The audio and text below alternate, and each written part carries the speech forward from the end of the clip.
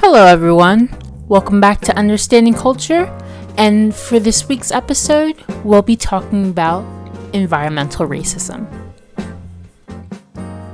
Now, what is environmental injustice or environmental racism? This term describes how Black and brown, lower income communities are exposed to more hazardous and poisonous waste. The amount of PM 2.5, or fine particulate matter, often measures this. Fine particulate matter is a mixture of pollutants such as soot, smoke, and dust. It has a variety of health concerns, causing 63% of environmentally related deaths, while disproportionately affecting Hispanic and Black populations at 56 and 63% respectively, while white individuals face 17% less air pollution than that of what they cause. Now, this is horrible news, but I think it would be more accurate to look at how this affects people in real life. Let's look at Cancer Alley first. Ever since the creation of the Environmental Protection Agency, air quality has improved overall in America. However, in Cancer Alley, it still remains a persistent problem. This is a small area located between New Orleans and Baton Rouge, Louisiana, occupied by descendants of former slaves. These places contain some of the highest rates of carcinogenic chemicals in the country due to their proximity to petrochemical plants.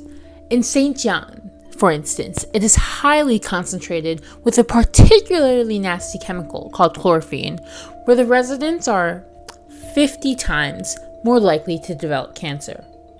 There's also St. Gabriel, where residents would often see what they thought of as yellow rain and dead birds due to the chemical releases. Ugh. If we go up north from there, we have another instance of this happening in the Philadelphia area. Nearby in Chester, their waste disposal factories also raise a concern. Take the Delaware Valley Resource Recovery Facility. This is the place where the city used to burn its plastic, which highly polluted the area. Like the petrochemical plants in Louisiana, these incinerators release fine particulate matter, with Chester being the national leader in emissions. Philadelphia has also burned its trash in New Jersey using the Covanta Camden Energy Recovery Facility. This incinerator is very damaging to the area, and it releases a lot of lead into the air. Lead is especially damaging, as people exposed to it can experience brain damage, a lower IQ, and behavioral problems. These environmental factors are not just limited to production facilities or trash facilities, but also to schools.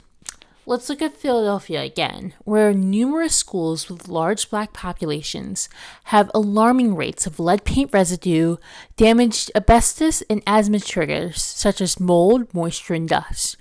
For instance, S. Weir Mitchell, an elementary school built in 1915, has 197 reports of lead paint residue and 51 reports of asthma triggers within the schools.